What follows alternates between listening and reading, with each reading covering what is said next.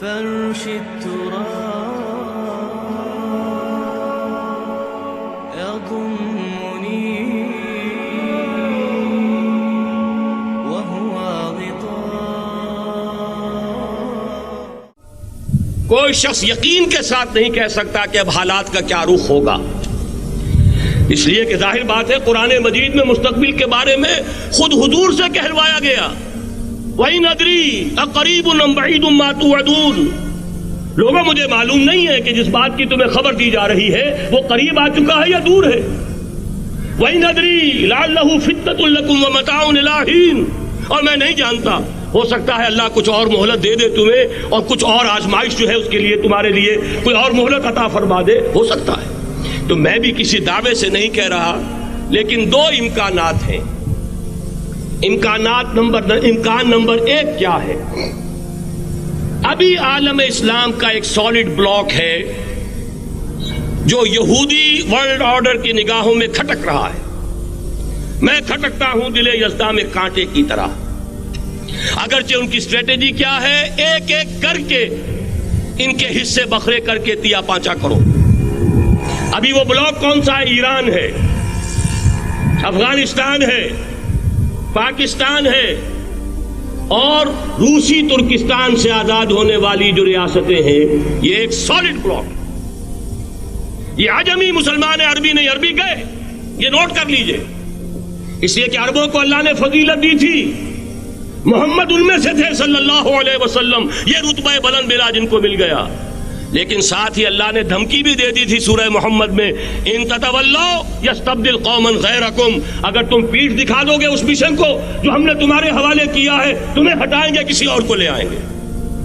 اور یہ بات ہو چکی ہے 13ویں صدی عیسوی میں. 1258 میں جب سقوط بغداد ہوا ہے، عربوں کے ہاتھ سے عالم اسلام کی قیادت چھین لی گئی، معذور کر دیے. اس کے بعد قیادت کن کے ہاتھوں میں آئی؟ ترکوں کے ہاتھ میں. ترکان تیموری ہندوستان میں، ترکان صفوی ایران میں، ترکان سلجوقی مڈل ایسٹ میں، اور ترکان عثمانی کا تو کہنا ہی کیا ہے. وہ ایشیا مائنر سے چل کر آپ کو معلوم ہے کہ مشرقی یورپ کا کتنا بڑا علاقہ، دی گریٹ آٹومان امپائر اس صدی کے آغاز تک قائم تھی. اس صدی میں عجیب عجیب معجزے ہوئے ہیں. گریٹ آٹومان امپائر جو 3 بر اعظموں پر محیط، نام و نشان ختم. دی گریٹ USSR، نام و نشان ختم. اب تو روس صاحب ایک ملک کی حیثیت سے رہ گئے. یہ اس صدی میں دو اور وقت نہیں ہے میں اور آپ کو کیا بتاؤں. اس صدی میں تو بڑے بڑے عجیب عجوبے ہوئے ہیں. بڑی بڑی 2 عظیم جنگیں ہو چکی ہیں، تیسری جو ہے سر پر کھڑی ہے، دور نہیں ہے، جس کو حدیث میں کہا گیا ہے الملحمۃ العظمی، تاریخ انسانی کی عظیم ترین جنگ، اور وہی صلیبی جنگ جس کا آغاز بوسنیا سے ہو چکا ہے. بہرحال اس وقت جو میں کہہ رہا تھا، ورنہ میرے پاس تو یعنی یہ کہ درد دل کہنے کے لیے وقت نہیں ہے، مجھے اپنی بات کو محدود کرنا پڑ رہا ہے. لیکن میں اب آ رہا ہوں اصل موضوع کی طرف کہ ایک امکان تو یہ ہے کہ اس بلاک میں اسلام کا احیاء ہو، اور اس کے لیے کچھ نویدیں بھی موجود ہیں احادیث نبویہ میں. وہ تو آپ نے سنا ہوگا اقبال کا شعر، میرے عرب کو آئی ٹھنڈی ہوا جہاں سے، میرا وطن وہی ہے، میرا وطن وہی ہے. حدیث میں آتا ہے یخرج ناس من المشرق یؤتون للمہدی یعنی سلطان ہی. مشرق سے فوجیں نکلیں گی کہ جو کہ مہدی کی حکومت قائم کریں گی، اور یہ ہوں گے حضرت فاطمہ کی نسل ہی سے رضی اللہ تعالی عنہا. لیکن عالم عرب کے اندر پھر ایک طاقت بن کر ابھریں گے، باطل کی قوتوں کے خلاف جہاد کریں گے. لیکن ان کو مدد آئے گی 2 طرف سے.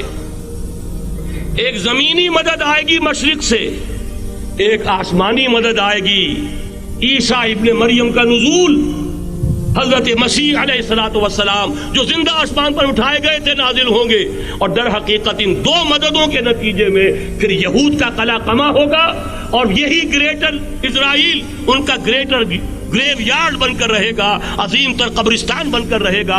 اس کی بڑی واضح حدیثیں موجود ہیں، اس کی بڑی تفصیلی خبریں موجود ہیں. یہ احادیث کی کتب کے اندر بدقسمتی سے ہماری اس کی طرف توجہ نہیں. ایک تو یہ ہو سکتا ہے.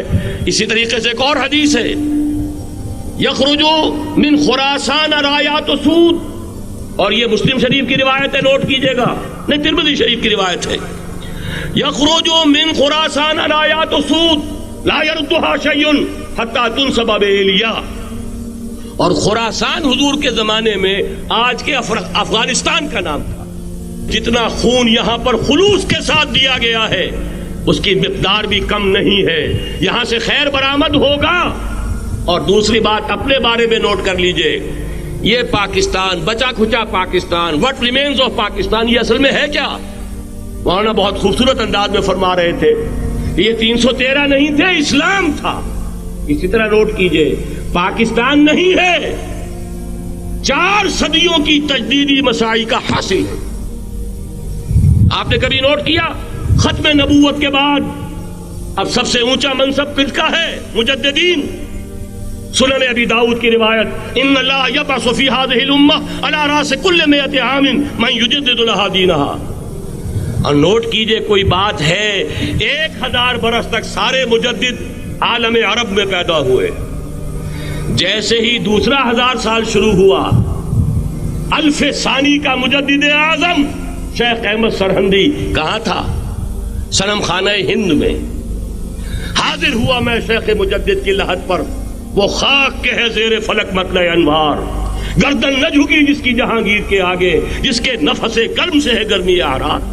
وہ پھر 12ویں صدی کا مجدد اعظم امام الہند شاہ ولی اللہ دہلوی، 13ویں صدی کا مجدد اعظم سید احمد بریلوی، اس کے خون کا امین اور اس کے ساتھ کے شہداء کے خون کا امین، ان کے جسموں کا امین. آپ کا خطہ ہزارہ، آپ کا خطہ سوات، اس میں ان کی جانیں ہیں جو دی گئی ہیں.